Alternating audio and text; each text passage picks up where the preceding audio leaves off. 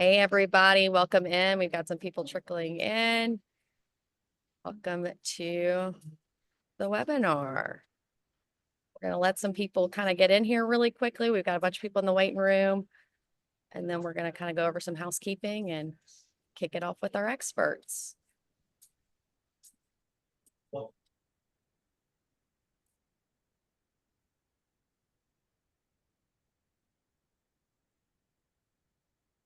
We got somebody with a raised hand. Go ahead and ask your question if you got one now.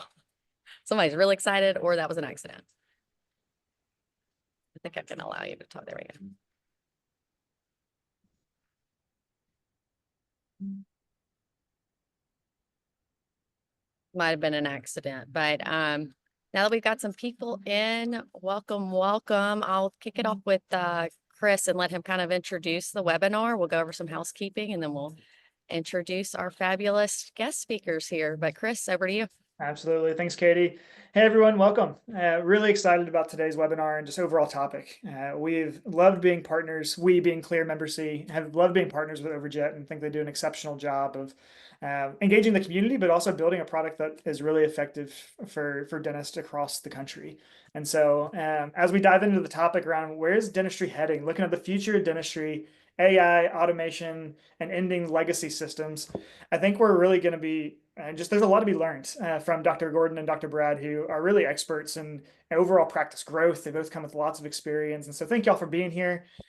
Just a little bit of background on myself. I lead partnerships at Kleer Membersy. And so I get the opportunity to work really closely with Katie. And so as we get to engage both of our audiences today, I think we're in for a treat. So Katie, anything you'd add to that, or before we introduce our doctors today? Yeah, absolutely. So I'm going to be the rule enforcer here. So the fun one. My name is Katie Swindle. I do the partnerships here at Overjet as well. So it's really exciting to be able to bring really great partners like Kleer Membersy into the picture to kind of help you guys with new systems. And sorry, Brian, I'm gonna mute you real quick. With new systems and just bringing, better acceptance through all of these different platforms. So I'm really excited to introduce some of our speakers, but a couple of housekeeping things. Like I said, rule enforcer here. So you'll have to be mad at me later, but basically what we'd ask you guys to do is to drop any of the Q&A that you might have into the chat. I believe there's a Q&A feature as well. We just want to make sure that we have time to get through all of our content today. So we'll cover that there at the end. So stay tuned for that.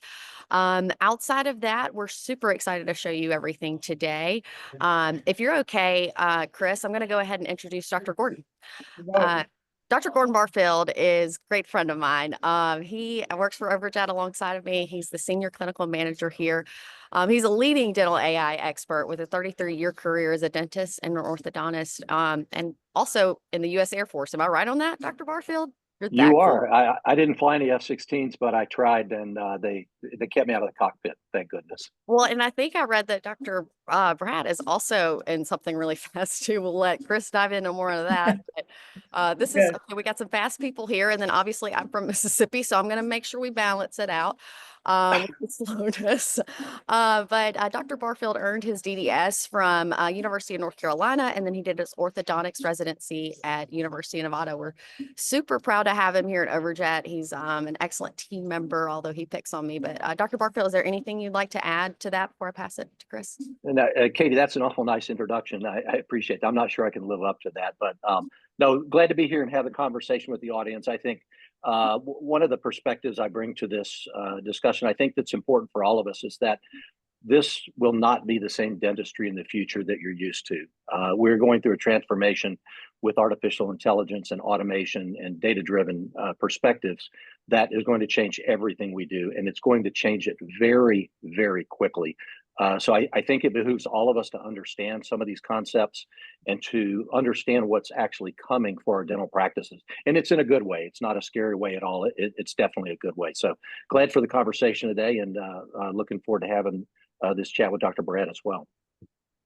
Thank you, Dr. Barfield. I'll be here. And then Chris, if you want to kick it off by introducing Dr. Brad Hughes.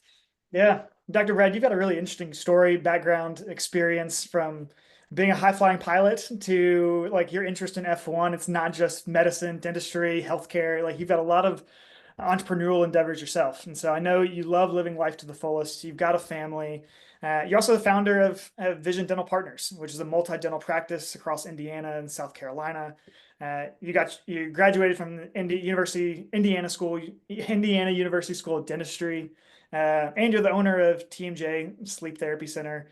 And I would imagine so much more, right? That's only a small little glimpse of the things that you're involved in. I know you're also a content creator. You're big on leadership and leadership development across your teams, and helping young dentists really find a loving career in the field without burnout and exiting and the things that exist in the common challenges in the space. So thank you for what you're doing, for being here today. Anything you'd add or that beyond what I just shared? Yeah, no, that was good. That was all those things, Chris. So and yeah, and having twin 5-year-old girls, you can see all the like painted Easter bunnies and flowers. It's spring, it's Easter season. So like my house is full of colors and vibrant stuff going on. So add them into the mix as well. But yeah, I'm excited to be here. I think this is going to be awesome. I'm the founder and CEO of Vision Dental Partners. We're a 9-practice group throughout the Midwest and then down here in South Carolina, which is where I am at on a nice sunny 80-degree day.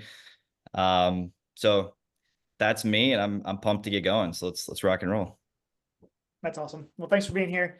And so that kicks us off to Katie. I mean, let's just dive into the topic of where we're heading with this conversation. Yeah, absolutely. And this is going to be a little podcast style, you guys. So if you're doing yard work or driving, keep doing it, keep listening in. We might have some things to show there at the very end, but I'm excited to dive into these topics, with the first one being just AI in dentistry overall. And, being on the side of Overjet and kind of seeing where people are starting to take these things up and decide where it fits in their day-to-day life, writing emails, and then especially in our clinical practice as well, it can spike some excitement. But then also there's some people that are a little hesitant. So I really want to get into the weeds with Dr. Barfield and Dr. Hughes on the real-world impacts. So broadly speaking, and I'm going to point this to Dr. Hughes first, and then Dr. Barfield, if you want to add in, we know where we fit on with the AI things, being from Overjet. But Dr. Hughes, I'd love to point this question to you. Where do you stand with the role in AI in dentistry? Are you excited? Are you skeptical? Or are you somewhere in between? Yeah, no, it's moving quick. I mean, I'm excited. Just take Overjet as an example. I mean, I think, we've been using Overjet in all 9 of our practices now for around a year. It helps with everything. You get these new doctors that come out of school. They've done 6 or 8 crown preps. They've done 2 root canals. They're nervous as heck on day 2. And all of a sudden they can pull up an x-ray and it's like, hey, that red spot, I see decay. It matches up with what I'm seeing. And like that confidence build just goes so much faster than it did 4 or 5 years ago. And at the end of the day, that first 2 or 3 years, confidence is everything. So I think it's just, AI is going to help in a lot of ways to not only make us more efficient and faster, but I think confidence, which is now going to help with soft skills, case acceptance, all the really important things to help do the things that we need to be doing on a daily basis. Yeah, Dr. Barfield, anything you want to add to that? Because I have a follow-up that I really want to ask you. Oh man, I can parrot that for sure. I can well remember, like many of us in the audience, being a first day, first week, first month, and first year dentist. Now, for me, it was back in the late 80s, but it was challenging. And I don't mind admitting that it took me, I think, about 3 to 5 years to become a reasonable dentist, right? And I was at the top of my dental school class, like a lot of people were. It's just hard. Dentistry is very difficult. And our diagnostic skills that were imparted to us in dental school were relatively minimal compared to the group of patients and the size of the practices that we're operating these days. So I'd parrot that back. The second thing I think to add here would be from a personal perspective, and being in Overjet now and not practicing clinically anymore, looking at the data. The data is amazing that we've been able to attain.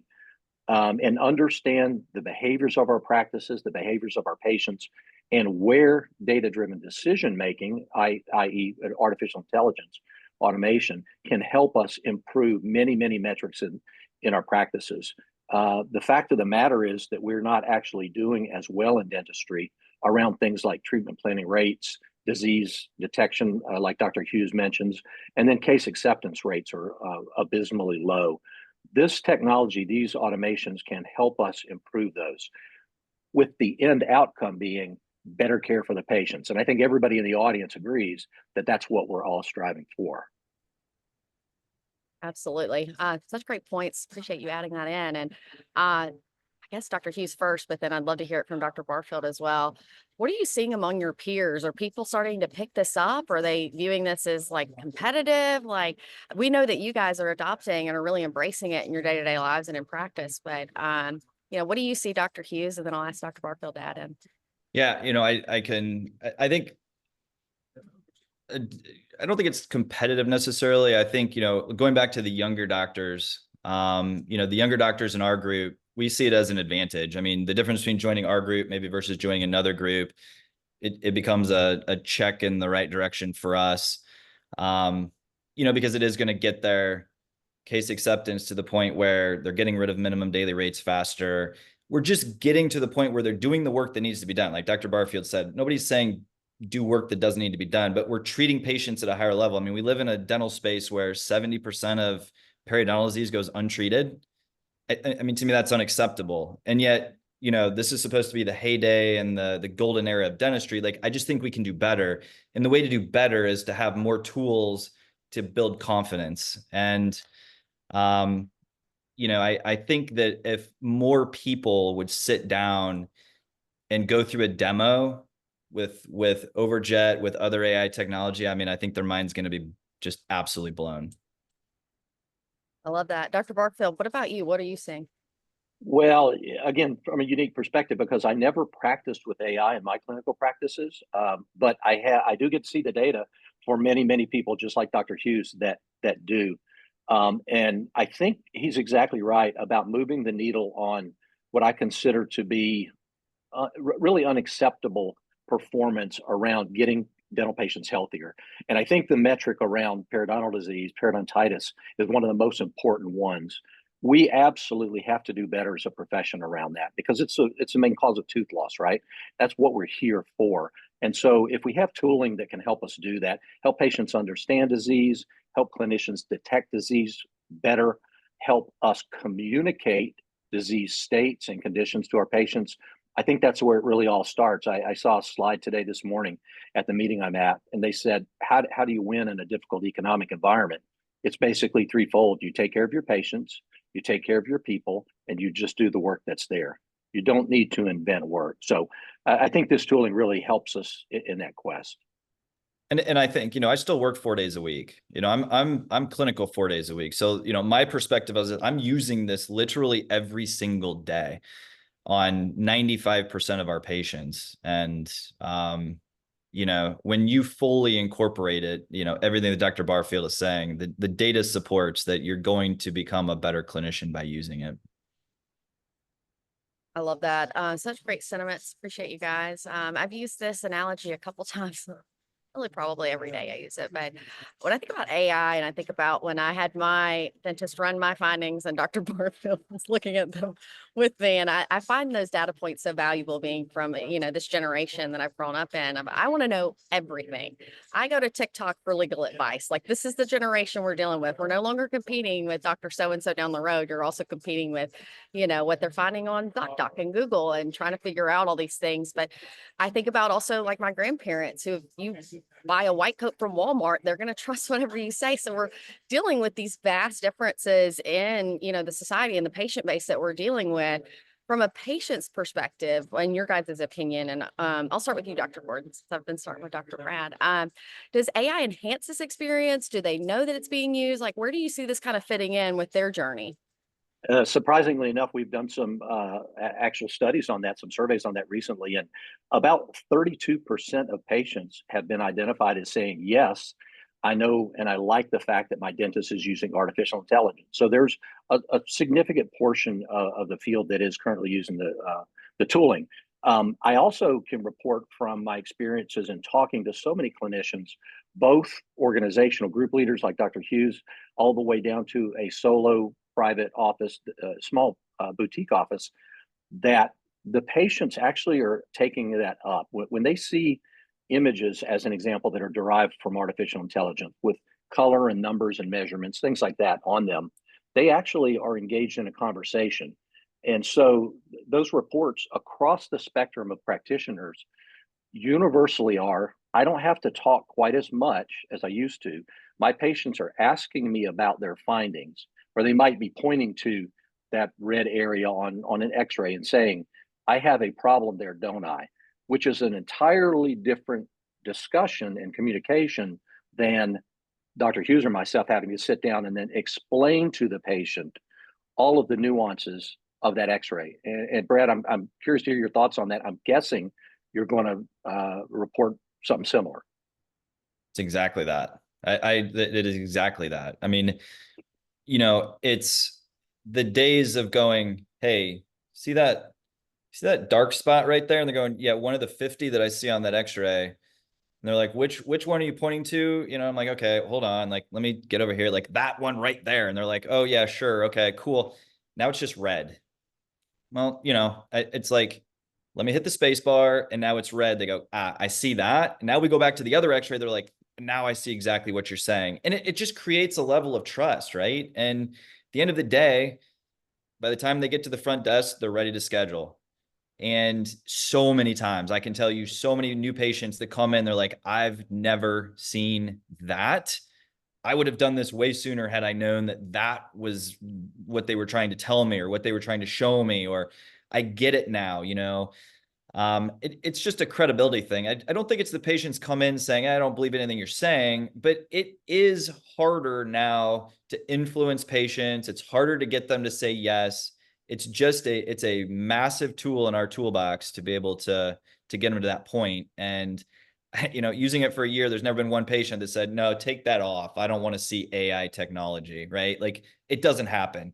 It's just, they may not go, oh my God, this is so great that you guys are using this every single day, but you can see it in their eyes. There's a massive amount of trust that gets created when they know it's not just myself or the hygienist talking about things that we see on an x-ray, you know? Yeah. I love those points. I saw this meme that I had to bring up. I saw on Instagram, actually, it was not even from like a dental account. It was a guy had posted like, when my dentist gives me battleship coordinates and then tells me to come back June 16th or something like that. So that's essentially what sometimes happens. We have such a privilege of being in dentistry and knowing these things, and I forget it sometimes too. I use the acronyms and I just about things that are going on, and we forget that like they're not trained that way to know what these things mean. So it's a really helpful tool. Appreciate those sentiments from you guys. I'm going to jump in real quick, Katie, because there's something interesting that both Dr. Brad and Dr. Gordon are getting to. And it's like, Brad, you just said, like, it's all about that trust. And then immediately in my mind, I'm like, that trust is a huge component to what's going to drive that patient loyalty.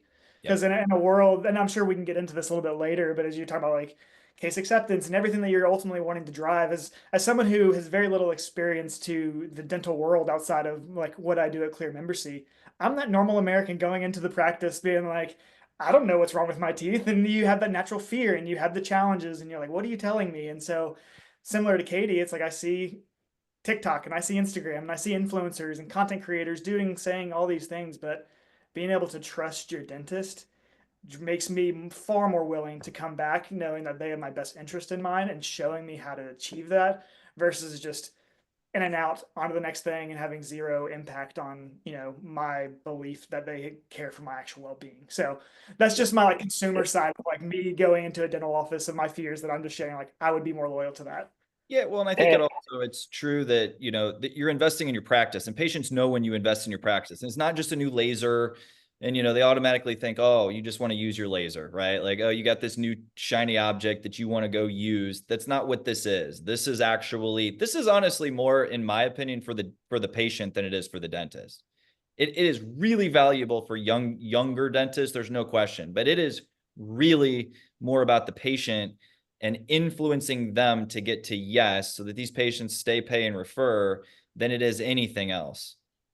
100%. And I think another thing that's really important in this conversation is one of the challenges that we've always had in dentistry. This is in our DNA, right, as dentists, lack of standardization. You guys know it's often said if you give one x-ray to 100 clinicians, you'll get 115, 120, you know, diagnoses on it or treatment plans.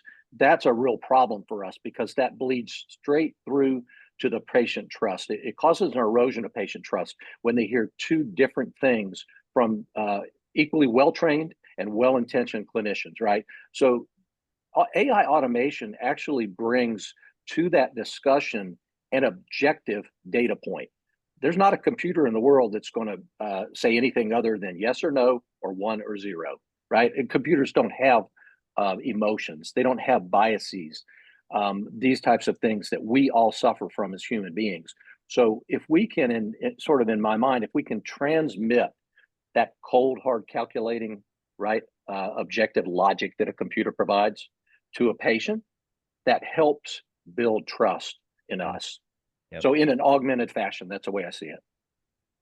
I love those points. Well, it's really neat to talk about these systems, but really whenever it comes down to it, it's kind of how are they working? So I'll let that kind of segue to you, Chris. And, you know, if you can ask some questions around the system automations and how that all kind of will integrate into practices. Yeah, as we think about AI is obviously, as we just alluded to, is transforming the space, but that's not the entire aspect to a practice. I mean, there's still so much more to practice growth, practice administration, practice operations that I want to talk to about as business owners yourselves, because y'all have lived it. You're actively experiencing it. And so, Dr. Brad, you and I had a conversation about a month ago that I thought was really interesting. And as we think about system automations, let's kind of segment from the AI side of things and just talk about just overall, like, how to drive efficiency within our systems. And we'll get into some of the details of that. But ultimately, you said the best systems are invisible.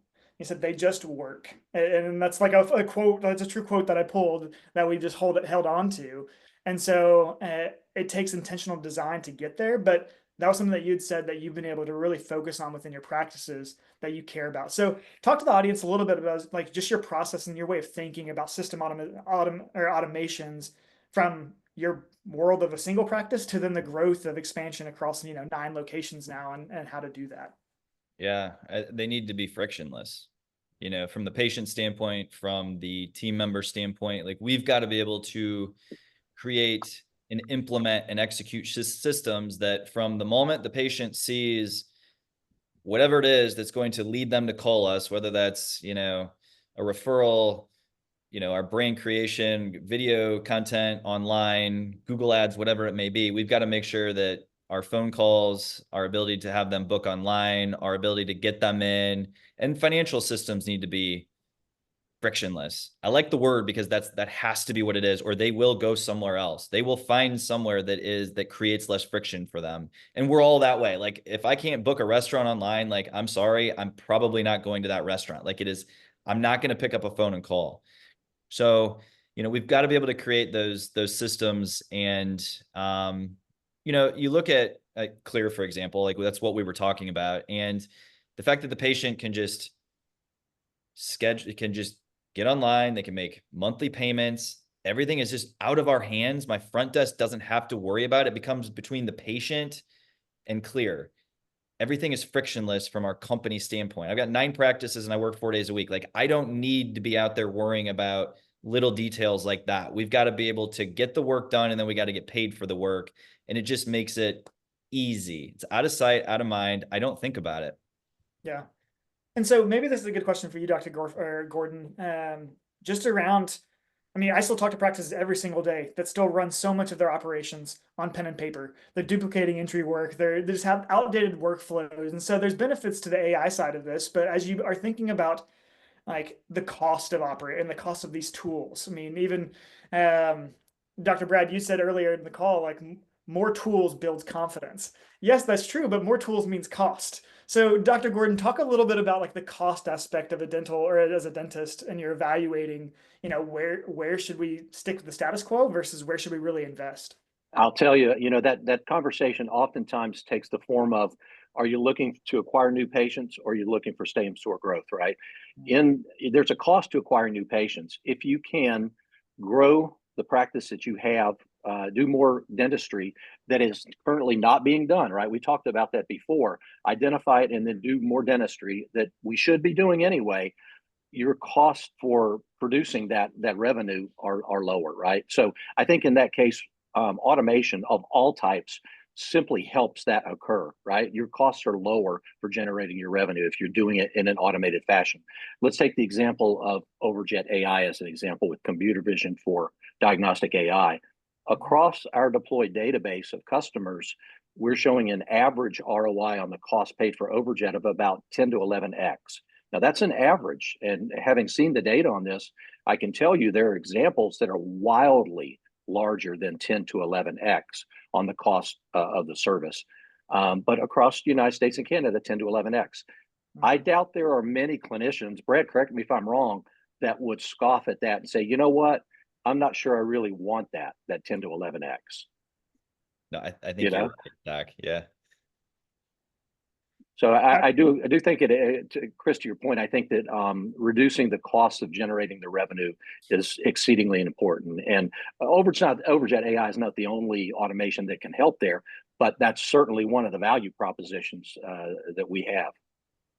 Yeah, I totally concur there. And I think it creates an interesting conversation around, like, as we talk about where to invest, there is the split though. It's like there's the clinical side of what's going to make you better as a dentist, or what's going to create a better experience to the trust that we just alluded to with, hey, there's the red, there's the problem, versus the front office side of investments. I mean, it's the communication tools, it's the membership plans like Kleer that's driving more cash profit, or, profitable growth up front.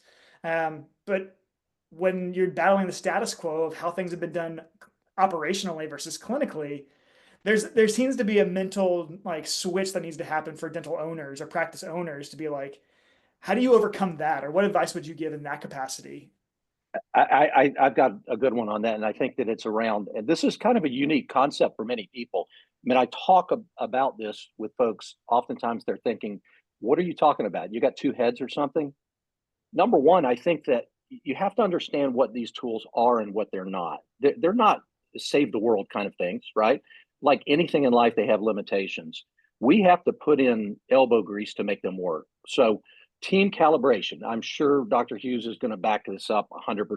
You have to calibrate your entire team around these tools. If Dr. Hughes or myself are rolling this out in our office and saying to people to use these tools, but they're resistant, it just doesn't work. The tools won't win the game for us if they're merely rolled into the field of play. The second point is, I think that we're in an era where we are going to be in a cultural shift in our practice modalities, right? Our cultural mind shift. And that goes, legacy is, I'm a dentist, I'm a trained professional, I know how to treat the patients. I'm likely the only one in the office that knows how to treat the patients. So I do the treatment and all the other staff members walk around behind me like little ducks, right? They're helpers, but nothing more. Now with the automation that we can bring, we've got helpers that are really, really powerful. These are not replacements for humans, but they do things that humans can't do on scale. I mean, massive things. And so the power that these automated tools can bring to us in helping us do every function in the office, from clinical to administrative, I think is something we've never seen before. And so we're on the cusp of driving efficiencies in dental practices that haven't been possible till now because of compute power. So a cultural mind shift, I think, is underway, and I think it's required for us as we adopt these technologies. Yeah, I think that's a really great point. I don't know if you'd add anything to that, Dr. Brad. Well, I just think the answer is and. They should be implementing clinically and upfront. Like the answer should always be and in that scenario. Like it's, I've seen it in my own practices to, you talk about team members. Well, now your team members are able to do even more than they've ever done. Now, it's not just growth. Like, look, I don't have ego around the fact that like, just because I have a doctor title that somehow that I'm the only one in the office that patients should listen to. I've got phenomenal team members across. I mean, we have 100 team members in this company. Every single one of our team members should have a certain trust level with the patient. And again, that's what this drives. Yep.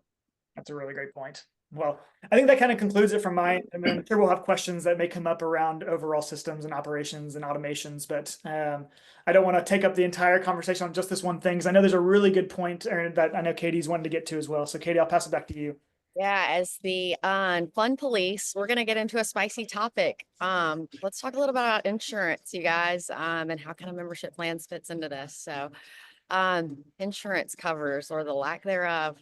We all know that, a lot of people think that it's the financial implications that are blocking case acceptance, but there's all these different tools. So how are you guys reframing this challenge with patients today? And I'll let Dr. Brad answer that because I got a tough question for Dr. Gordon after that one. God, you threw me the softball. Sorry. Okay. I will let You got to hit it out. You have to hit it out of the park, you know. Just gave me the little Snickers bar, the easy one. All right. I think I don't honestly, I don't do a whole lot different now than I did 15 years ago. We just cannot have practices that are in an insurance driven mindset. And I think whatever culture I start with at the top is exactly what's going to trickle down throughout my entire company. And we've got to make sure that no matter what insurance companies are doing, no matter how spicy we want this topic to get, and I'll have my own thoughts, but we need to start there with the correct mindset around it. We're not here to diagnose based on what insurance is going to do or not going to do. I'm not here to diagnose whether you have MetLife, Delta. It doesn't matter to me. In fact, I don't know 99.9% of the time because I don't care. So for me, it's more just around making sure that my teams are in the correct mindset to start with. I love that. That's amazing. And personally, as a consumer too, like I thought originally, I have insurance, so I don't necessarily need a membership plan, but I'm coming to see like some of these gaps, and like I would rather know as somebody from I guess my generation, but just in general, like I want to know what's going on and be able to address it up front. And I think it's kind of that shift in that mindset of running your practice that way, so people know what to get. So I love that. And Dr. Barfield, I'd love to hear your perspectives on like insurance, where it's headed. Where do you think membership plans are sitting at? And I know there's some cool stuff that's going on here internally, but if you can just speak to that in general. Well, I'll tell you, I think that in my experience of 35 years in the profession now, the relationship between payers and providers has been one of the largest friction points there is. There are a few things that are more full of friction than that for many, many practices, unless practices are completely out of insurance, unless they don't take any insurance at all. But the realities of life are that most do, and most are dependent upon that revenue stream and that payment stream to some degree. Let me tell you a tale of two customers for a minute, because I think this will resonate with a lot of folks in the room. On the one hand, we've got clinicians over here, right? Providers. The other side are the payers, the insurance companies. Providers are saying, my staff is constantly calling the insurance company, right? All these hours involved with predetermination and all of that stuff. Payers are saying, I need to reduce my call center volume. I'm paying people to answer these calls, right? It's very expensive to do. Providers, insurance denies too many claims. That's what they're saying. That's the friction point. Payers are saying, on the other hand, clinicians don't understand the criteria for the reimbursement. They don't understand why we make the decisions we do. Friction point number two. Number three, the providers are yelling, claims management is a headache. It takes so much of my resources to get paid for the work that I do. Why can't I just get paid directly from the patient, right? On the other side, the payers are, claims management is a headache to us too. It takes a lot of resources and a lot of overhead expense to get the job done. And the fourth friction point here is we do a great job of caring for our patients, and we want to attract new ones, right? Brad would support that, I'm sure. But the payers are on the other side. They have customers too. And they're saying to themselves, well, we want our members to find really great cost-effective care, right? These two teams, these two groups who have good intentions aren't aligning on how to get the job done for the most important stakeholder of all. And it's the patient. It's the third stakeholder, is the patient, right? So that leads to this thing, you mentioned it, Katie, opacity around what my insurance coverage is. How do I know? What's going to happen? How do I know if it'll be paid for? Do I have coverage at all? I mentioned a survey that we did earlier this month. And when we surveyed patients around that topic, 63% of surveyed patients said that they were confused and uncertain about the cost of their dental work. 63%, almost 2/3, had no idea about the cost of their dental work. Now, that doesn't happen when you go in Walmart. It doesn't happen when you go to Best Buy. You know what the cost is, right? And can we do better there? And can we do better there in the frame of this conversation, utilizing automation? And the answer is yes. There are things coming with regard to automation that are going to make that process for both payers and providers, and ultimately for the patient at the top of the pyramid, to be much more seamless. And it's just due to compute power. It's due to automating things with AI. right? So exciting things. I think in my career, that's been one of the biggest problems that we've always had and is still there, but we're now on the cusp of being able to solve that to a very significant degree. I love that. Thanks for that. And then Dr. Brad, I'm curious from your perspective because you've seen it from, your single practice to now this boutique or this group that you're running. Why wouldn't you have opted for something that's in-house? Like, why wouldn't you have built a membership plan? Why would you go with a Kleer Membersy platform? I think exactly what I said earlier. I mean, they handle everything, right? I mean, to Dr. Barfield's point, like we're already dealing from an RCM or revenue cycle management standpoint with all of these other things. The last thing we need is now to have, a piece of paper in our office sitting in a desk somewhere that has 140 patients on it that are on our membership plan. And we're trying to keep track of which month they need to, did they pay? Are they paying us monthly? I mean, it's an AR nightmare. So, and then you have a team member that goes on maternity leave for 3 months and she was the one tracking everything.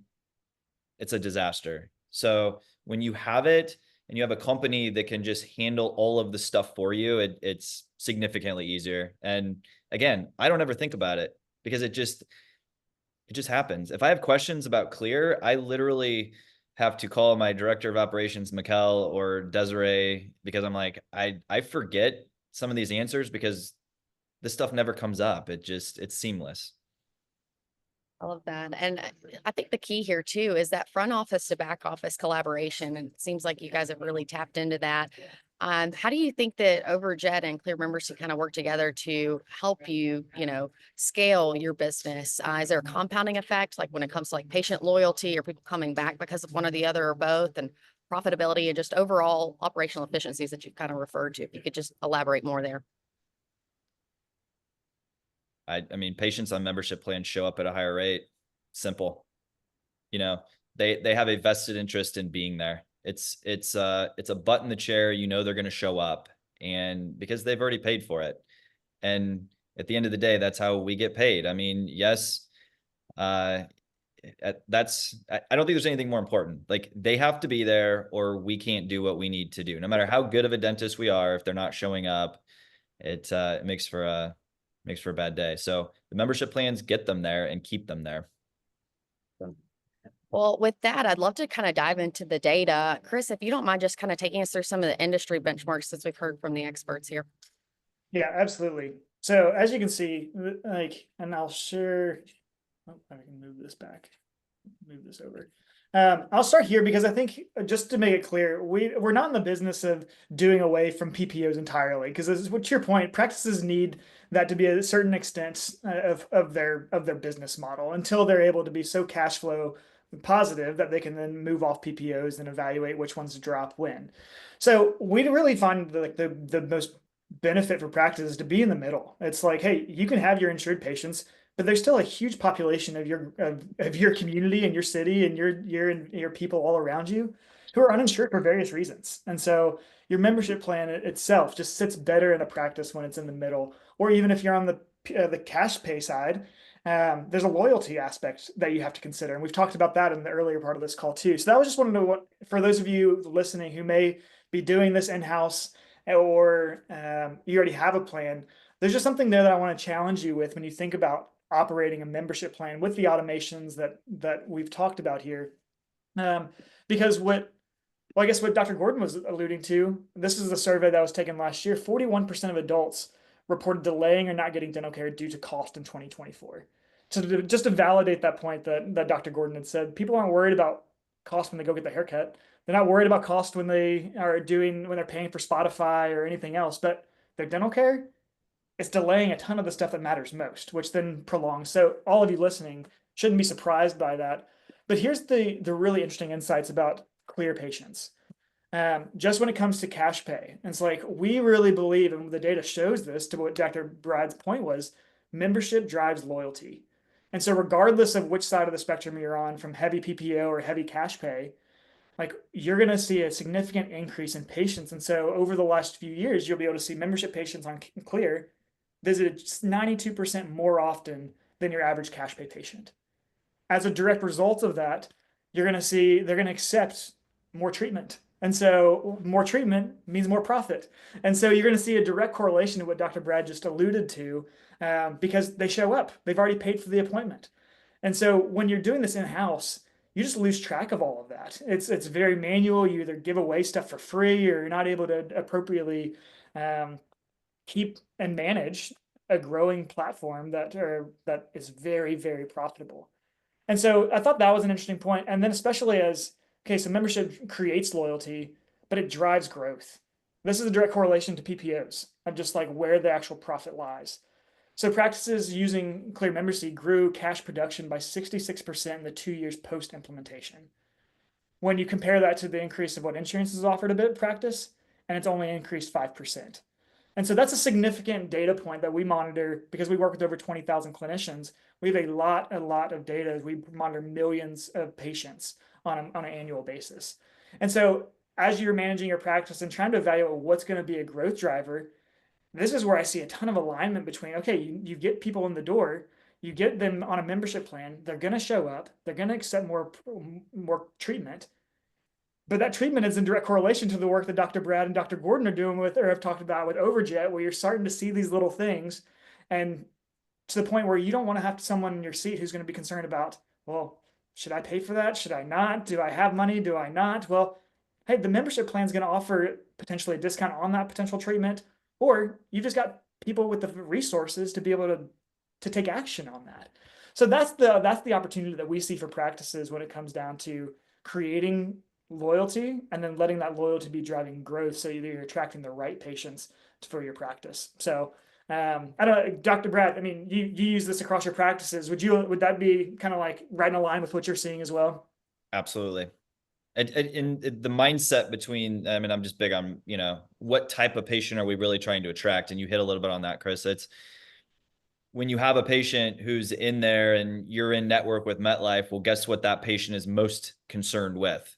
Well, does insurance cover that? Well, does insurance cover that fluoride varnish? Well, no, they don't. I'm good. Versus this, you're like, look, you're getting a 15% discount on the fluoride varnish. It's normally 40 now. It's whatever. Do you want cherry or mint today? And they're like, yeah, cool. We'll do mint. It's a completely different mindset of a patient that's in your chair. And, your data backs that up. Yeah. So that's kind of the benchmark that I thought was just really interesting, and where I really think practices who are utilizing both are benefiting the greatest and are seeing the most significant growth as part of their practices, because they, to your front, it's not back end or front end office. I mean, it is an and scenario of utilizing the right tools and being able to have it from the top down of why this matters, teaching your teams to be able to execute on that effectively, because everyone's bought into the care of the patient at the end of the day. It's not about how much money can I make, it's how much can I care for this patient in a way that they're going to come back because they had an incredible experience with my practice, right? So that's why I'm really passionate about this, and I think there's a lot of alignment for practices using both of our tools. So thank you for what you're doing, Brad, with using some of our tools. But that's it. Katie, was there other benchmarks data that you wanted to share on your end that you thought was important, or Dr. Gordon as well? If Dr. Gordon could just talk through his perspective on like the industry benchmarks, and then of course what we're seeing from Vision Dental Partners as well. So Dr. Gordon, if you can just speak to that for us. Yeah, and shifting back toward AI for just a second. Brad was gracious enough to allow us to, present some of the data, performance data from his organization, and thank you for that, Dr. Hughes. We know, because we look at the data from clinicians all across the country in Canada, kind of what the behaviors look like and what the metrics are. In dentistry itself, we're treatment planning at about a 27% rate right now, right across the country, and case accepting at about a 77% rate or so, right? That's an average across the country.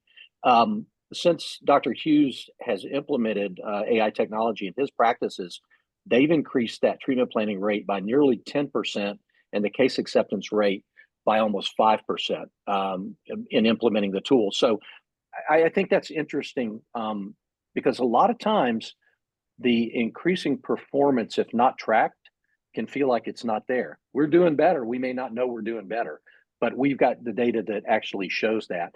And I would say that Dr. Hughes's organization is typical of what we're seeing with folks who adopt this type of technology and use it well. It does go back to needing to calibrate around it. It does go back to adoption and implementation. But when people use this well, it works very well. Is that fair, Brad?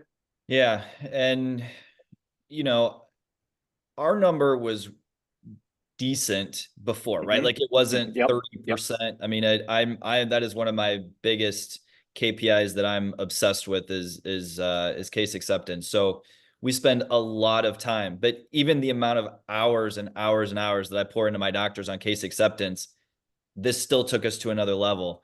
And when you're talking 5%, you know, over 9 practices, that's a big number. So, you know, that's nothing to sneeze at. So that's pretty cool. I think it also represents another important piece of it is it's not merely a financial metric.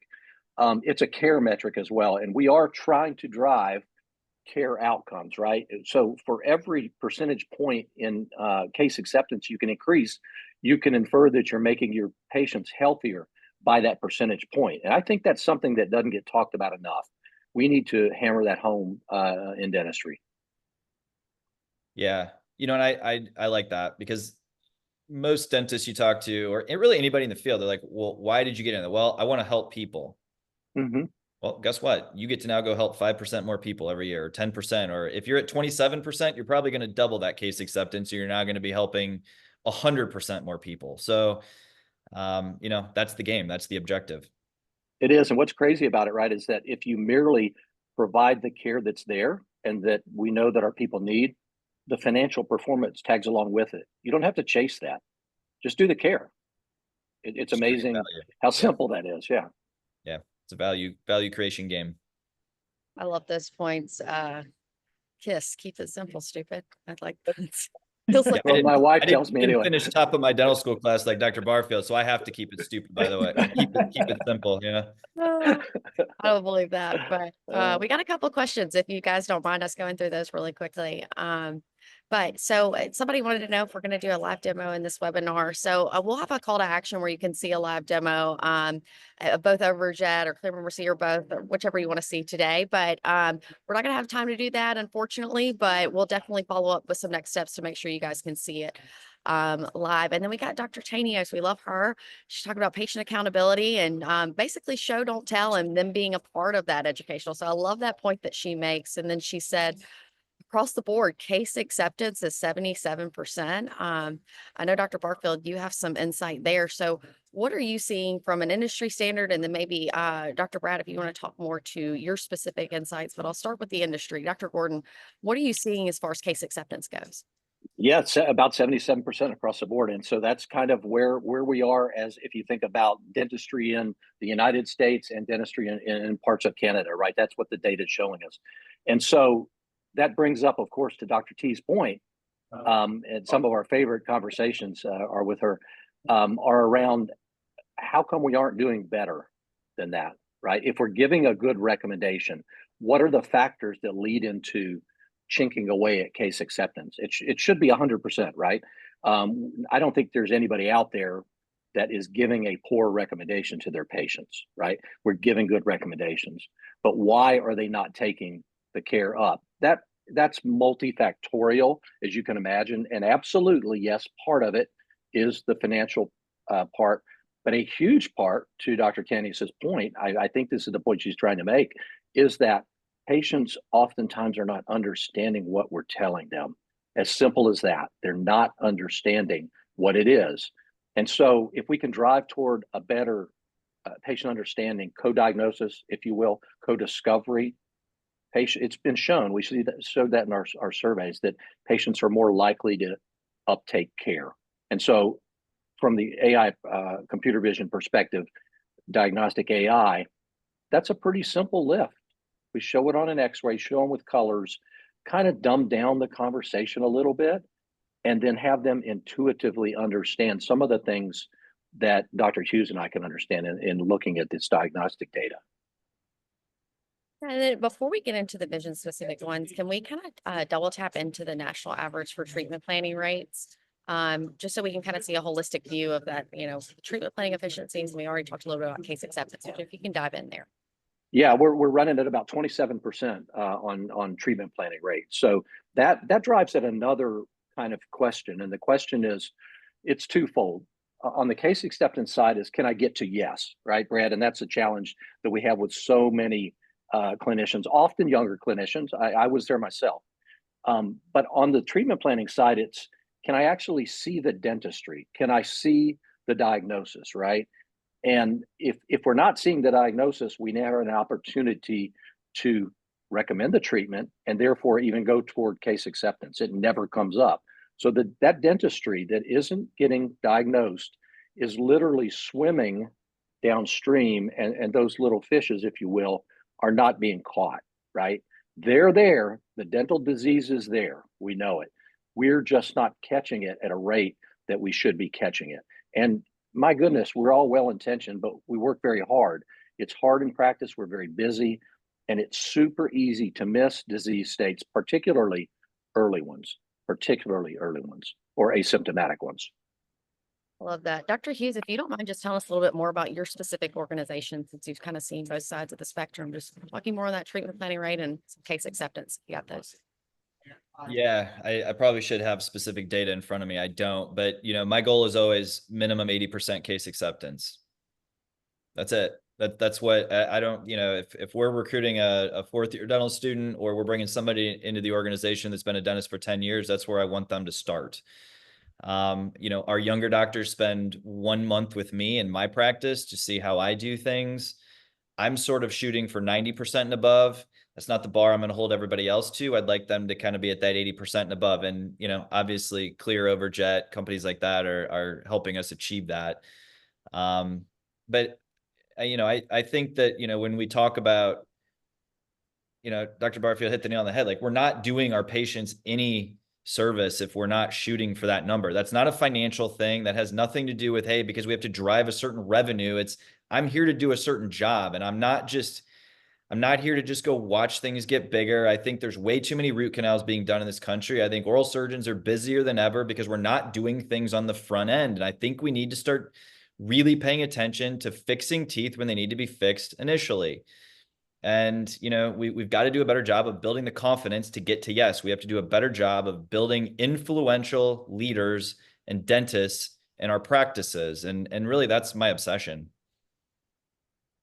Love that. Thank you, Dr. Hughes. We've got a question from Adam. I want to make sure we address this. So a quick overview on Overjet. I'll make sure to drop in the chat next step so that we can get into the specifics, but kind of along the lines of Adam's questions about identifying disease on x-rays. There's so much that kind of goes into these systems. It's not just that. We'll showcase that to you at a later date too, but we'll talk a little bit more about all of the use cases. So Waleed asked an interesting question for Dr. Hughes.